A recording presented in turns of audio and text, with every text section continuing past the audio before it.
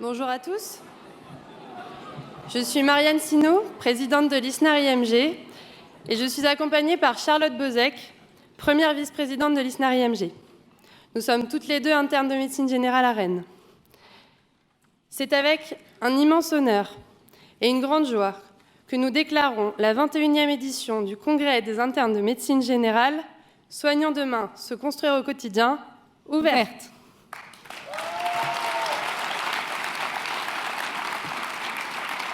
Merci à vous tous d'être ici avec nous. Vous êtes près de 700 à nous avoir rejoints de toute la France. Strasbourg. Toulouse. Besançon. Clermont-Ferrand. Dijon. Bordeaux. Nantes. Poitiers. Rouen. Angers. Brest. Caen. Reims. Lyon. Amiens. Grenoble. Lille. Nancy. Limoges. Rennes. Tours. Océan Indien. And last, But not least. Saint-Étienne.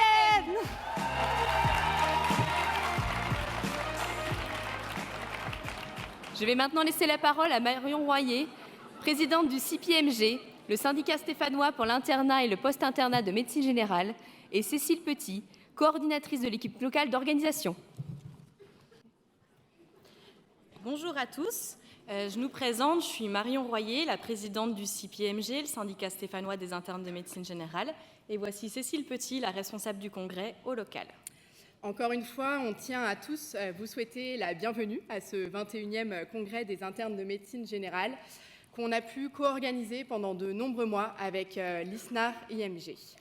On a le plaisir de vous recevoir dans notre belle ville de Saint-Étienne et les Stéphanois sont bien connus pour leur accueil chaleureux, y compris pour les Lyonnais. Donc on vous le répète, vous êtes tous les bienvenus ici. Donc, on espère que vous aurez l'occasion au décours du congrès d'aller vous balader dans la ville et ses alentours afin de vous imprégner du patois local, le gaga stéphanois et son accent caractéristique. Découvrir également l'emblématique Chaudron, le stade Geoffroy-Guichard où l'on entend les supporters des Verts à 10 km à la ronde à chaque fois qu'il y a un match. Vous pourrez avoir également l'occasion de visiter la Cité du Design. Certains en auront un aperçu ce soir au gala. Et vous pouvez également aller randonner dans notre PILA, notre merveilleux parc régional naturel. Toute l'équipe de l'organisation locale et les bénévoles seront présents tout au long du congrès, comme vous avez pu les voir à l'accueil déjà et au vestiaire. Pour bien nous repérer, on porte tous un magnifique pull blanc floqué avec ce logo. On est là pour vous aider, pour répondre à toutes vos questions, donc n'hésitez pas à nous solliciter, on est là pour ça. On en profite d'ailleurs pour remercier par avance tous les bénévoles qui ont répondu présents, qui viennent de l'ensemble de la région Auvergne-Rhône-Alpes pour donner de leur temps sur les 2 prochains jours. Donc merci à eux.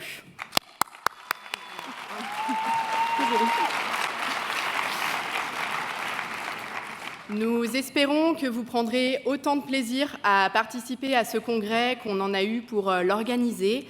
Et on vous souhaite de bien profiter de tous ces cafés débats, ateliers, tables rondes qui ont été pensés imaginée et réalisée par les membres de l'ISNAR-IMG, c'est-à-dire pour des internes, par des internes qui sont dévoués, toujours force de proposition et que l'on admire pour ça. Merci à eux pour tout le travail réalisé au quotidien pour les internes.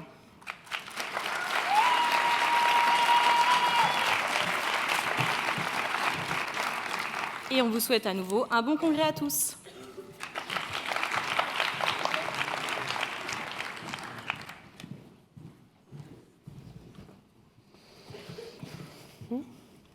Merci à vous deux. Monsieur le ministre des Solidarités et de la Santé, Monsieur Véran, Monsieur le préfet, Monsieur le député Borovitch, Monsieur le député Isaac Sibyl, Monsieur le président de la région Auvergne-Rhône-Alpes, Monsieur le vice-président de la région Auvergne-Rhône-Alpes, Dr Neuder, Monsieur le président de l'Association des maires ruraux de France, Monsieur Sabot, Monsieur le maire de Saint-Étienne, Monsieur le premier adjoint au maire de Saint-Étienne, Monsieur Artigue, Monsieur le président de la conférence des doyens, Professeur Dio, Monsieur le doyen de la faculté de médecine de Saint-Étienne, Professeur Zeni, Monsieur le président du Conseil national de l'ordre des médecins, Dr Boué, Madame la présidente de la commission jeunes médecins, Dr Gormand, Monsieur le président du Collège national des généralistes enseignants, Professeur Renard, Monsieur le président du Collège de la médecine générale, Professeur Frappé, chère Madame la présidente du CIPIMG, chère Marion,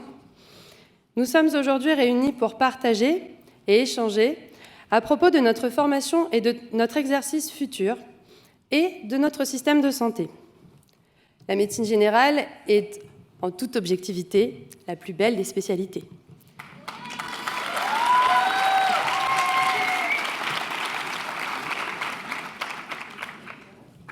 Elle nous offre des perspectives d'avenir formidables et une diversité d'exercices passionnantes. Mais trouver une harmonie entre vie personnelle et vie professionnelle est souvent difficile, et ce, dès le début de nos études. Pourtant, il devient essentiel que nous ayons les clés pour construire un parcours de formation qui nous ressemble et un exercice qui nous permette de nous épanouir pleinement. Soignons demain, se construire au quotidien. Ce titre se déclinera dans tous les espaces et sera le fil conducteur du congrès. Nous construisons notre avenir au travers de notre formation, mais aussi au travers de nos rencontres et des exercices de la médecine générale que nous découvrons pendant nos stages. La réforme du 3e cycle a permis certaines avancées, telles que la réalisation d'un stage de praticien niveau 1 dès la première année d'internat et d'un SASPAS systématique en dernière année. Nous pouvons donc, depuis 3 ans, enfin réaliser toute une partie de notre maquette dans des stages ambulatoires de médecine générale. Toutefois, elle a également apporté beaucoup de rigidité dans les parcours des internes et, de fait, un manque de place pour la construction des projets professionnels au travers des stages réalisés. Le retour du stage libre, qui a officiellement disparu avec la réforme du 3e cycle dans la maquette de médecine générale, apporterait une réelle plus-value et une brique personnalisable à ajouter à son parcours. C'est une des positions fortes de l'ISNAR-IMG dans le cadre de cette réforme. Les ateliers tables rondes que vous allez découvrir ont tous été pensés pour vous amener à réfléchir ensemble au contenu de notre formation, aux implications de celle-ci dans nos vies personnelles et aux multiples choix qui s'offrent à nous. C'est pour ça que cette année, le Congrès s'enrichit de plusieurs nouveautés. Pour la première fois, et pour répondre à vos attentes d'échanges plus longs et plus nombreux, le Congrès se déroule sur 2 journées complètes. 2 jours pendant lesquels nous pouvons échanger ensemble et avec nos invités et intervenants sur notre formation à la médecine générale, vos attentes et ce que vous projetez pour l'avenir. Préparez-vous, l'emploi du temps sera chargé et vous n'aurez pas le temps de vous ennuyer. Nous avons tenu à organiser pour nous, futurs médecins généralistes, une table ronde sur le système de santé, afin de mieux nous projeter dans ce système en pleine réorganisation et en pleine transformation. Notre exercice futur ne ressemblera pas à celui que nos prédécesseurs connaissent ou ont connu. Notre cœur de métier reste le même, mais nous ne pouvons pas nier que la prise en charge de nos patients va changer avec l'arrivée des assistants médicaux, des communautés professionnelles territoriales de santé ou encore de la délégation de tâches. Nous le verrons, les avis divergent et le débat s'annonce passionnant. Notre système de santé est en souffrance. Nous ne pouvons pas nous le cacher. Le nombre de médecins généralistes est insuffisant, le temps médical s'amenuise et de nouvelles perspectives sont à créer. Cette souffrance, nous la vivons, nous la constatons et nous nous sommes mobilisés auprès des acteurs de santé ces dernières semaines. Nous aurons d'ailleurs le plaisir de recevoir et d'accueillir demain midi le tout nouveau ministre en charge de la Santé, M. Olivier Véran, que nous pourrons interpeller à ce sujet. Nous aborderons ensemble, au travers d'une autre table ronde, les travers de notre profession qui peuvent porter atteinte à notre bien-être. Mais surtout, nous discuterons des solutions et des mesures pour nous permettre de nous former et exercer en préservant notre intégrité physique et mentale. La médecine à l'international sera également une de nos thématiques. Véritable source d'inspiration pour chacun à l'heure de la mondialisation, c'est également une plus-value pour notre formation. Nous pouvons toujours nous inspirer d'ailleurs pour une pratique meilleure. Aussi, nous aurons le plaisir d'accueillir à Saint-Étienne un intervenant d'outre-Atlantique. Nous pourrons découvrir avec lui certaines des pratiques canadiennes en matière de prévention et ainsi enrichir notre regard dans ce domaine où la France n'est pas forcément bonne élève. Mais la prévention n'est pas le seul parent pauvre de notre formation. La communication est également un élément qui fait défaut, qui est même complètement absent, en général, de notre formation universitaire. Et c'est pourquoi nous vous proposons cette année un atelier interactif sous la forme d'un jeu de rôle pour sortir des présentations magistrales. Comme nous avons pu vous le dire, l'offre et le contenu proposés dans ce congrès ont été repensés pour vous proposer toujours plus de temps d'échange sur les thèmes d'actualité, mais aussi sur le vécu et le ressenti des internes au sein de leur formation à travers un parcours thématique dédié. Car notre rôle est avant tout de vous entendre et de porter votre voix auprès de nos différents interlocuteurs tout au long de l'année, ce qui ne serait pas possible sans le travail de vos représentants locaux, issus des 23 villes de notre réseau. C'est d'ailleurs avec un grand plaisir que nous accueillons cette année des internes de Dijon, Reims et Besançon, qui ont rejoint le réseau de l'ISNAR-IMG depuis peu.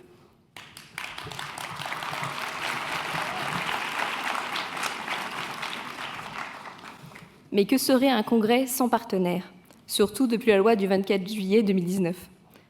S'il est financé sans subvention de l'industrie pharmaceutique, c'est notamment grâce à ces partenaires que vous rencontrerez pendant ces 2 jours de congrès.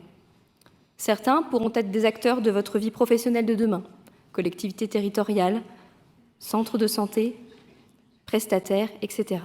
N'hésitez pas à aller à leur rencontre. Également, et vous les retrouverez tout au long du congrès, nous allons renouveler cette année encore notre confiance et notre engagement au groupe Pasteur Mutualité qui nous accompagne depuis le début de l'aventure ISNAR-IMG. Enfin, événement incontournable de chaque année, le prix Alexandre Varnet a également été rafraîchi. Je vous en reparlerai juste après. Et si vous vous sentez l'âme d'un détective cette année, n'hésitez pas à aller défier le Dr Trapp à l'Escape Game pour tenter de remporter des places de gala pour l'année prochaine. N'hésitez pas à partager votre congrès sur les réseaux sociaux avec le hashtag #CongrèsIMG. Échanges lors des ateliers, citations d'une table ronde, autant d'occasions de diffuser vos réflexions et réactions au cours de ces 2 journées. Car avant tout, ce congrès, c'est le vôtre. Nous vous remercions de votre présence à tous ici, parce que l'ISNAR-IMG, c'est vous. Profitez de ce congrès, formez-vous, amusez-vous, échangez et débattez, et impliquez-vous avec nous. Merci à tous et bon congrès.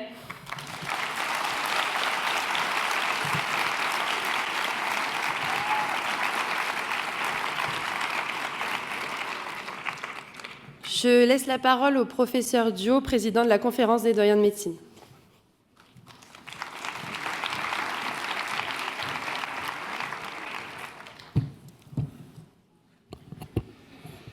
Merci, Madame la Présidente, chère Marianne, chère Madame la Vice-Présidente, chère Charlotte, Monsieur le doyen de la Faculté de médecine de Saint-Étienne, cher Fabrice, Monsieur le Vice-président de la région, Docteur Neuder, chers internes, chers étudiants, chers amis, Merci, Marianne, de m'avoir invité à venir dire quelques mots. Alors, vous m'avez invité au départ en tant que président de l'ONDPS, et il se trouve que je suis devenu, effectivement, il y a quelques jours, président de la conférence des doyens des facultés de médecine.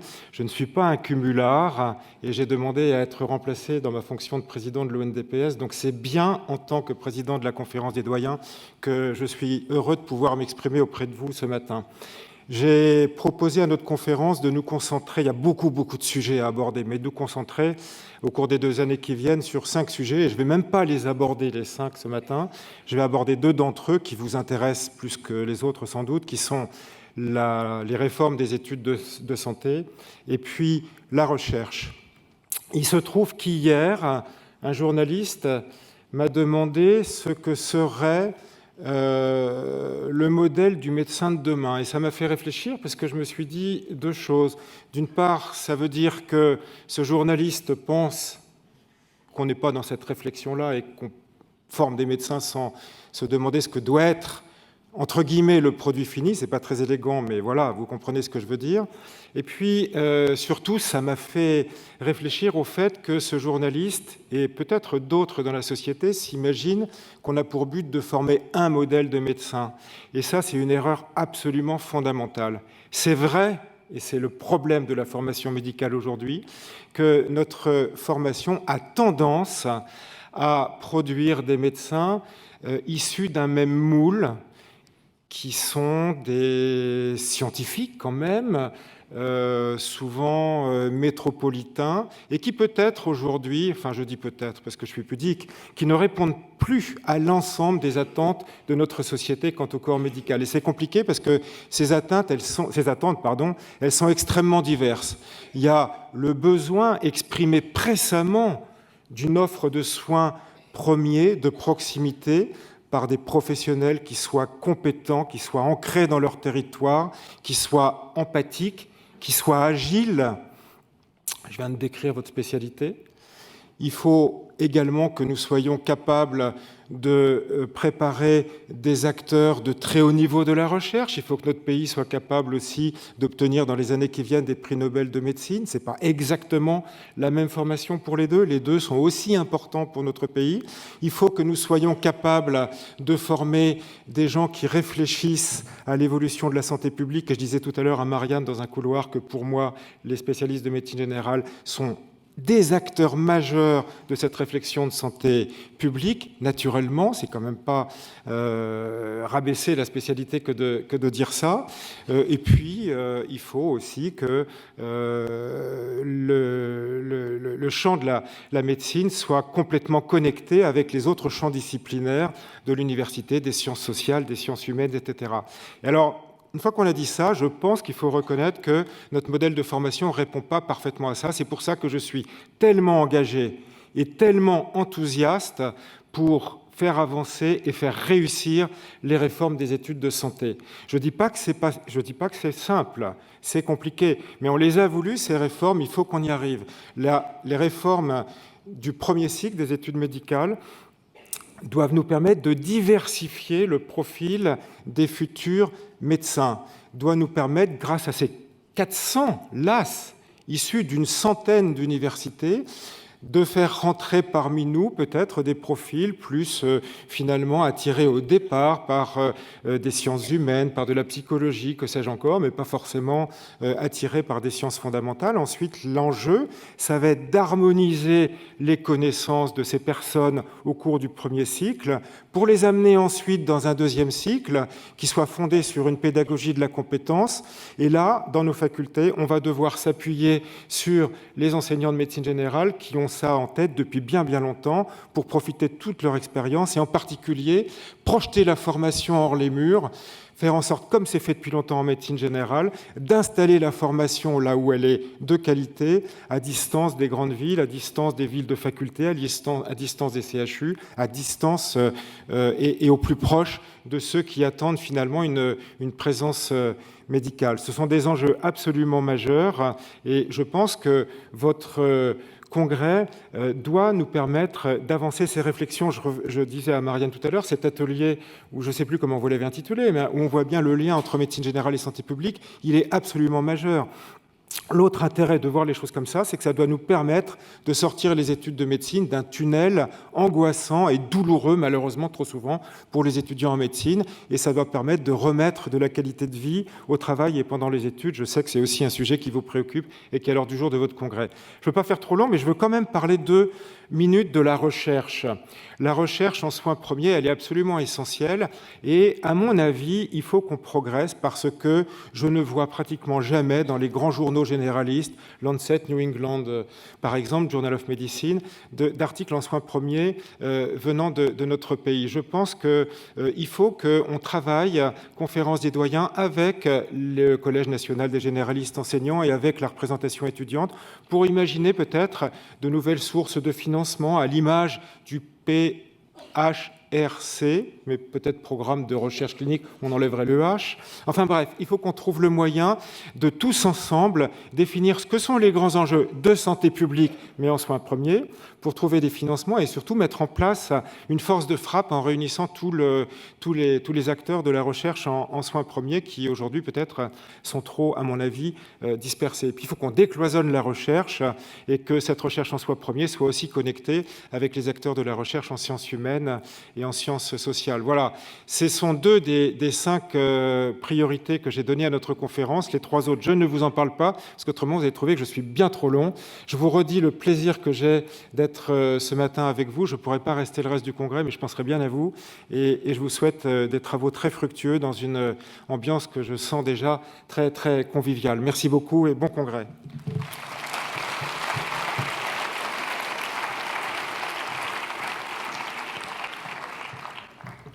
Merci, professeur Dio. Je vais inviter le professeur Zeni à me rejoindre.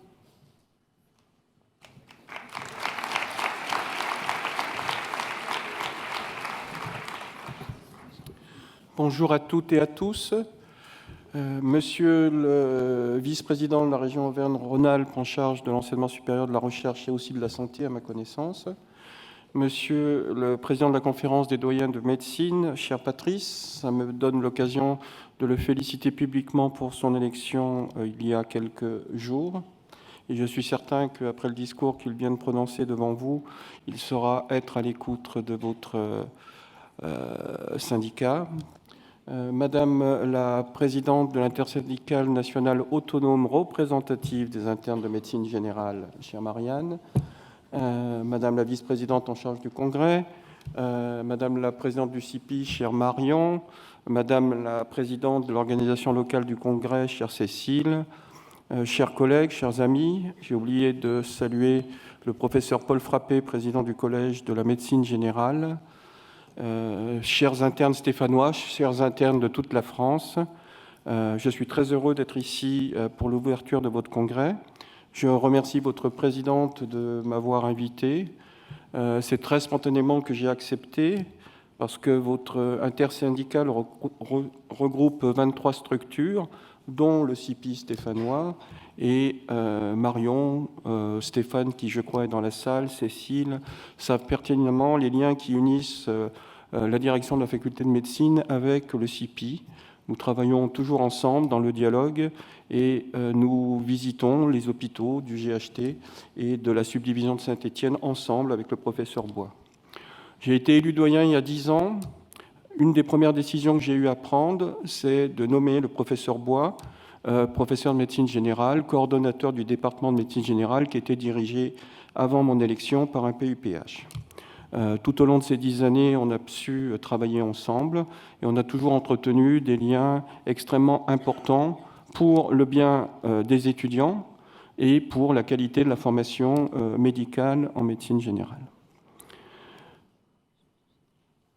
Un des éléments importants, une des thématiques importantes de votre congrès, c'est l'accès aux soins.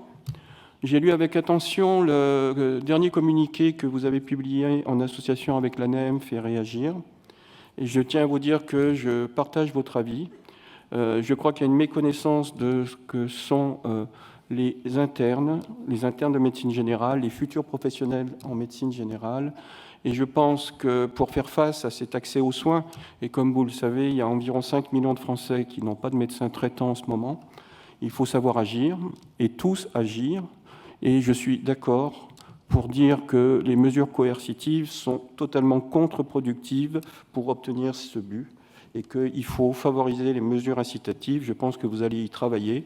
C'est le rôle de tout le monde, c'est le rôle de l'État, du gouvernement, des politiques, des régions, des tutelles, des ARS, mais aussi des facultés de médecine, puisque parmi les rôles que nous avons à jouer en termes de formation et de recherche, il y a quelque chose qui est très important et qui est le rôle social des facultés. Voilà.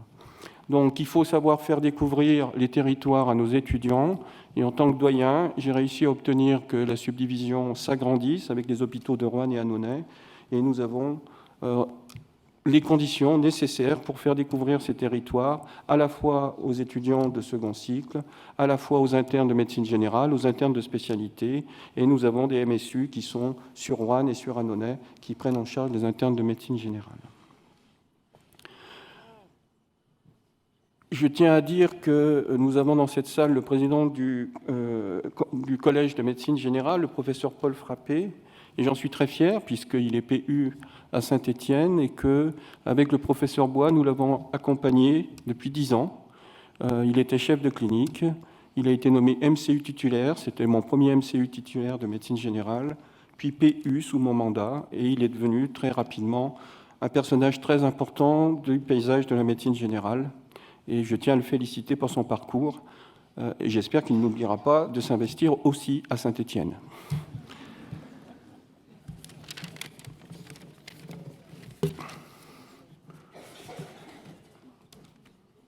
Je crois que je vais en rester là, puisque nous sommes un petit peu en retard. Je vous souhaite un excellent congrès. Vos travaux sont importants. Je suis persuadé que vos débats aboutiront à des propositions concrètes et responsables. Et je suis très heureux que votre congrès se termine avec la tenue du conseil d'administration de votre intersyndicale qui se déroulera dans la plus belle faculté de médecine de la région Auvergne-Rhône-Alpes. Je vous remercie de votre attention.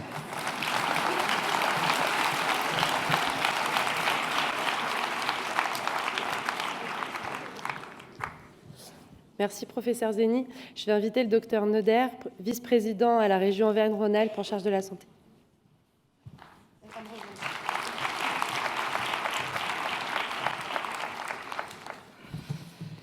Bonjour à tous. Je suis très heureux d'être ici ce matin en tant que vice-président de région, alors à l'enseignement supérieur, la recherche, l'innovation, la santé, l'Europe, mais aussi surtout en tant que médecin, et ça me donne un petit coup de jeune de me retrouver dans un amphithéâtre rempli d'internes. Je voudrais saluer les présidentes et les remercier pour leur invitation.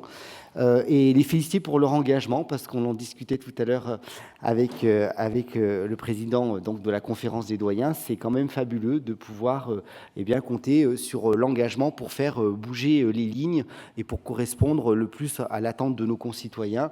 Et puis de remercier également pour sa présence le doyen Zeny, qui, je confirme, est dans la plus belle faculté de médecine, mais même de France. Hein. Voilà, donc je crois qu'il faut être modeste. Alors je suis très heureux de vous accueillir en région, Auvergne-Rhône-Alpes, qui est une grande région de 8 millions d'habitants, de 4 métropoles, de 12 départements, qui possède 4 CHU, 5 facultés de médecine, et vous êtes 1400 internes de médecine générale en région. On a un système de santé qui est riche, et notamment ses liens avec notamment toute la partie industrielle du site, puisque effectivement la région Auvergne-Rhône-Alpes est une région industrielle avec plus de 1200 entreprises qui sont en lien avec les secteurs de la santé, et puis des grands noms sur l'industrie que vous connaissez et qui font que nous représentons 17% aussi du secteur d'employés de l'industrie de santé. Je vais revenir plus sur la spécificité de vos congrès et sur les choses qui sont au cœur de vos discussions. J'ai bien compris que c'était essentiellement, notamment, un thème sur la formation et sur un thème sur la recherche. Sur la formation, il y a beaucoup de défis à relever, vous le savez mieux que moi, sur effectivement le vieillissement de la population grâce aux progrès médicaux, la dévolution des tâches, la formation des personnels également paramédicaux qui sont en lien complètement intégré avec vos pratiques. On essaye de faire bouger les lignes au niveau de la région. Alors attention, hein, sur le champ de la santé, nous sommes dans le domaine du régalien. Les régions ont en charge la compétence de la formation sanitaire et sociale. Donc on essaye de bouger. C'est un gros volume, la formation sanitaire et sociale en région. C'est 26 000 étudiants qui font partie des 350 000 étudiants que vous êtes en région Auvergne-Rhône-Alpes. Et on essaye de faire bouger les formations avec beaucoup de choses qui sont en train de se mettre en place, avec les infirmiers de pratique avancée, de pouvoir aussi, eh bien, vous avez rencontré dans vos pratiques la télémédecine, l'intelligence artificielle. Donc on est en train effectivement d'intégrer toutes ces formations qui sont financées par la région sur des modules d'intelligence artificielle, de pouvoir aussi eh bien, favoriser la délégation de tâches sur des personnels formés. Donc je crois que tout ça est au cœur de vos discussions. La région prend ces problématiques-là par le biais de la formation, tout ça en lien naturellement avec les 5 facultés de médecine. Mais surtout, je crois que ce qui est important, et je crois que c'est en train vraiment d'être pensé, c'est nous avons effectivement compris, alors c'est pas parce que c'est une approche des élections municipales, mais quand vous interrogez les gens sur quelles sont finalement les questions qui les interrogent, il y a 3 questions essentielles, 3 thématiques. Une qui est la sécurité, d'une façon générale, reste toujours un sujet important. L'environnement, naturellement, et puis la santé. Et donc, nous avons souhaité, au niveau de la région, tout en restant dans notre champ de compétences, de pouvoir eh bien, répondre au mieux à cette attente sur la thématique santé. Donc, c'est d'assurer cette proximité par rapport à ces déserts médicaux, quels qu'ils soient métropolitains ou qu'ils soient ruraux.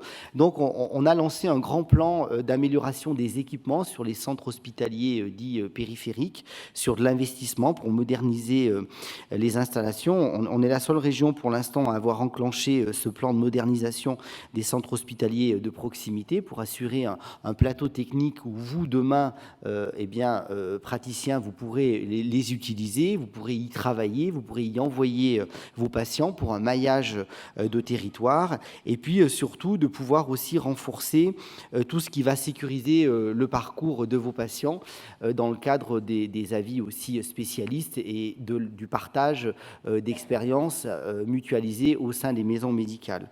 Donc, on favorise donc du structurel avec des maisons médicales. On en a fait plus de 150 depuis le début de ce mandat pour un volume de 25 millions d'euros. Alors, ce n'est pas parce qu'il y a des murs et des locaux que tout est fait, mais ça favorise quand même l'installation, l'anidation, de pouvoir permettre à des professionnels de santé, médicaux et paramédicaux, de s'installer. Donc, on est assez fiers de pouvoir effectivement apporter ces équipements aux professionnels de santé et puis de pouvoir aussi mettre des dispositifs pour lequel vous pouvez vous emparer en tant que jeune médecin. C'est un dispositif, par exemple, Je m'installe en région, qui est un dispositif qui s'accumule avec le contrat d'engagement de service public. Pour l'instant, en 2019, on a 19 de vos collègues qui ont choisi de pouvoir contractualiser avec la région. Et on a un objectif, c'est un dispositif nouveau qui a été créé en 2018. On a un objectif de 30 médecins et c'est une prime de 10 000 € à l'installation.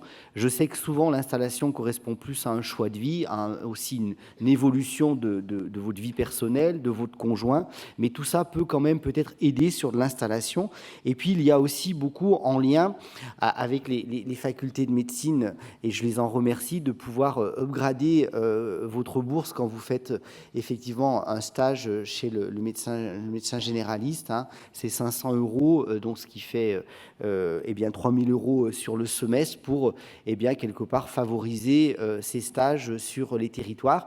C'est des petites mesures face aux enjeux. Je comprends bien qu'un médecin généraliste qui a envie de passer sa vie dans un territoire, ce n'est pas 10 000 € qui vont changer son choix. J'ai aussi complètement conscience que ce n'est pas 500 € qui va changer les choses, mais je crois que si on veut amorcer cette évolution, je suis hospitalier, je pense qu'effectivement, il est extrêmement important que les externes, les internes puissent très tôt dans leur cursus pouvoir se rendre compte qu'il y a aussi de la médecine de territoire, de la belle médecine et qu'on peut travailler avec une belle qualité de vie également sur nos territoires sans être pour autant à délaisser sur des solutions de recherche, sur de l'activité universitaire.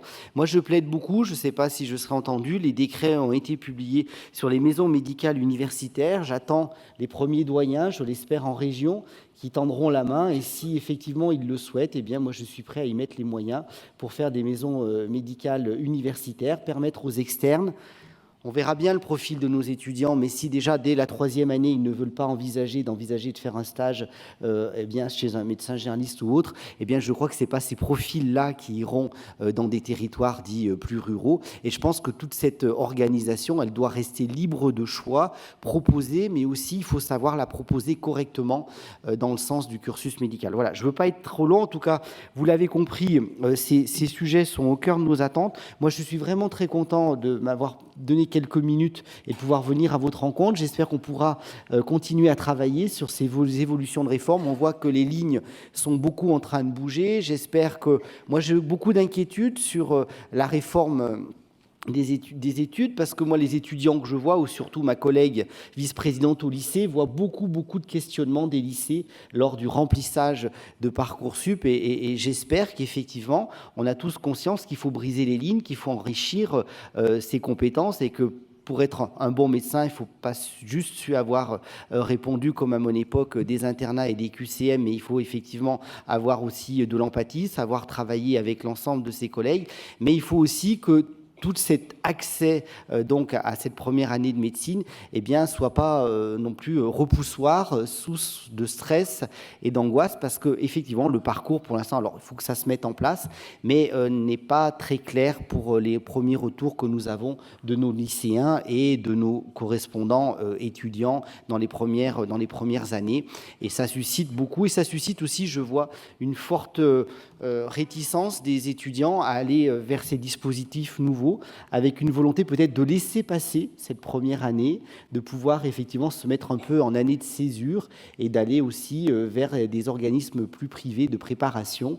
Donc je pense qu'il faudra aussi évaluer et voir si c'est quelque chose du ressenti du terrain ou si c'est vraiment quelque chose qui va se peaufiner sur septembre 2020. En tout cas, les derniers forums au métier ou autres auxquels j'ai pu assister, j'ai eu beaucoup ces retours. En tout cas, je pense que vous pourrez l'évoquer. En tout cas, c'est quelque chose sur lequel je pense que vous devez aussi porter votre attention. C'est comment, quelque part, nos jeunes collègues qui vont nous remplacer un jour, eh bien, vont avoir l'information pour rentrer dans la filière, et surtout que eh bien, des gens qui pourraient faire de très bons médecins ne soient pas découragés par une lourdeur juridique et administrative, parce que je crois qu'avant tout, il faut qu'on aille vers ces démarches de simplification dans nos exercices, dans notre pratique, mais aussi dans nos installations, pour pouvoir consacrer quelque chose qui est finalement la richesse de notre métier, c'est de mettre finalement l'humain au cœur de nos priorités. Quand on est un peu plus jeune interne, on est un peu tenté vers la technicité. Moi, j'ai fait de la cardiologie, j'en fais toujours. On est très orienté vers la technicité. Et puis finalement, avec les années venant, on vient finalement vers plus peut-être du fondamental. On laisse un peu les défibrillateurs et les angioplasties de l'IVA à nos jeunes chefs de clinique pour finalement peut-être reprendre des discussions plus de fond sur de la prévention et primaire et secondaire, et sur en fait qu'est-ce qu'est la définition d'être en bonne santé en France en 2020. Merci pour votre attention et bravo pour votre engagement.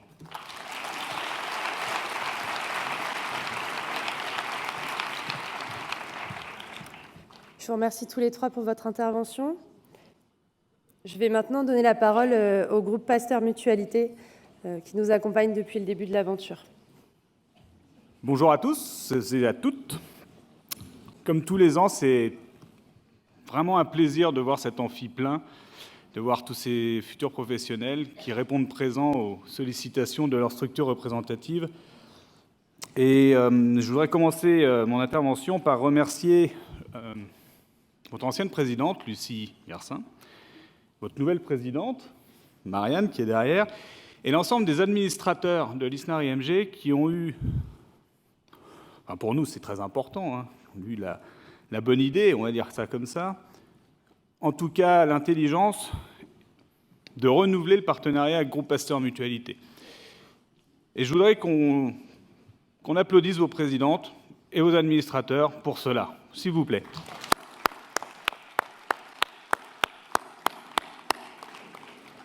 Pourquoi l'intelligence ? Parce que depuis le début, le groupe Pasteur Mutualité est une structure qui accompagne les internes dans une démarche toujours novatrice et qui va dans le sens de l'amélioration de l'accompagnement de vos études. GPM, ce n'est pas qu'un assureur. Souvent, on nous parle de l'assurance, c'est ce qui fait vivre notre structure. Mais aujourd'hui, GPM, c'est une fédération de mutuelles dont les administrateurs sont à 80% des médecins. GPM est une structure juridique à but non lucratif. L'ensemble des bénéfices qui sont dégagés par notre structure sont réinvestis pour nos adhérents, pour le monde de la santé et bien évidemment pour les internes de médecine générale en particulier.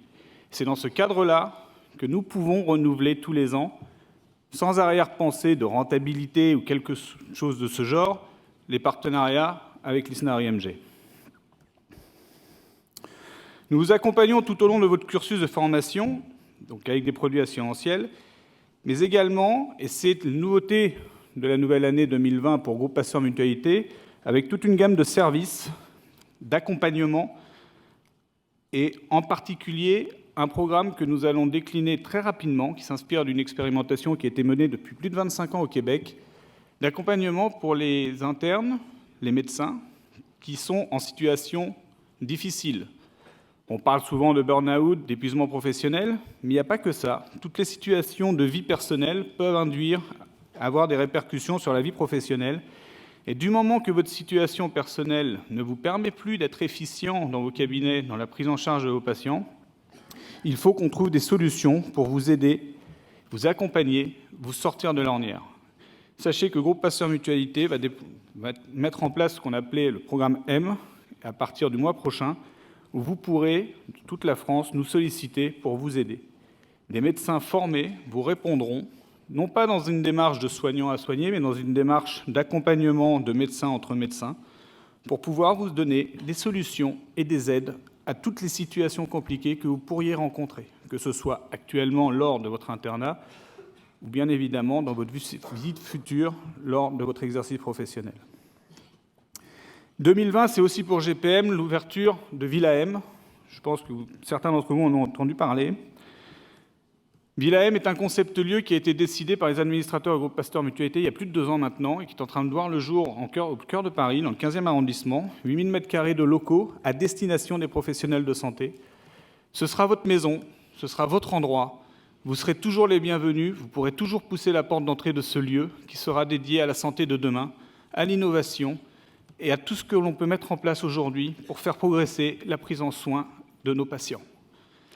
Villa M ouvrira ses portes en fin d'année 2020 avec des centres de conférences, avec de l'hôtellerie, avec de la restauration, avec des espaces de coworking, avec également tout un espace dédié à la prévention où on traitera d'addictologie, on traitera également de pathologies chroniques avec des experts et dans lesquels vous pourrez, soit bénéficier des services, soit venir nous apporter votre expertise également pour nous aider à développer tout cela. Parce que être partenaire de GPM, ce n'est pas simplement recevoir une subvention, c'est important, je le conçois, mais c'est également vous rendre acteur de ce partenariat qui doit être interactif. Et je conclurai mon propos avant de passer la parole à Yannick Koch qui m'accompagne sur des aspects un petit peu plus terre-à-terre de lien avec les internes. Je vais conclure mon propos en disant que le groupe Pasteur Mutualité aujourd'hui a besoin de renouveler ses instances, a besoin de se rajeunir, a besoin de se féminiser. Tout cela pour continuer à être le plus près possible des besoins de votre profession. Comme je vous l'ai dit, nous sommes une fédération de 84 mutuelles disséminées sur l'ensemble du territoire national qui chacune ont des administrateurs.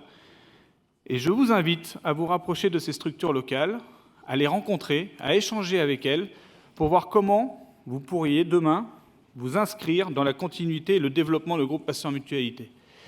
Le groupe Pasteur Mutualité, c'est votre société. Nous assurons aujourd'hui beaucoup de médecins. C'est vous qui faites la force de notre groupe. C'est vous qui faites qu'aujourd'hui, nous sommes en capacité de vous proposer l'accompagnement de qualité que vous avez tout au long de votre vie professionnelle. Nous sommes à votre disposition pour toutes vos demandes. Vous pouvez me contacter personnellement, pas de problème. Nos conseillers partenariats sur l'ensemble du territoire. GPM est un acteur privilégié pour les futurs médecins et nous avons pour ambition de vous aider à vous construire dans votre quotidien. Je vous remercie pour votre attention.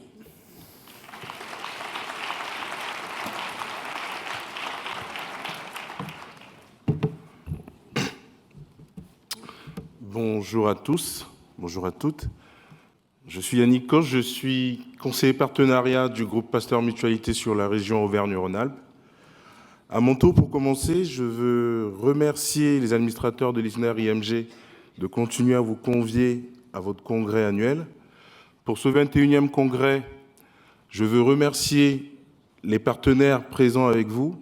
Je veux remercier les personnalités publiques, Monsieur le doyen qui nous a fait le mot d'introduction. Je veux penser aussi aux bénévoles, sans qui ce 21e congrès n'aurait pas lieu. Je suis chargé de vous annoncer que les administrateurs du groupe sont heureux de continuer à vous accompagner, sont heureux de vous voir évoluer dans votre formation hospitalière et seront présents et toujours présents lors de votre rentrée dans la vie active et votre carrière professionnelle. Je vais être court. Je vais vous souhaiter à tous un très bon congrès. Je serai à vos côtés pendant les 2 jours de congrès. Nous avons un stand à côté de l'ISNAR. Si vous avez des questions en région, n'hésitez pas, passez nous voir. Merci.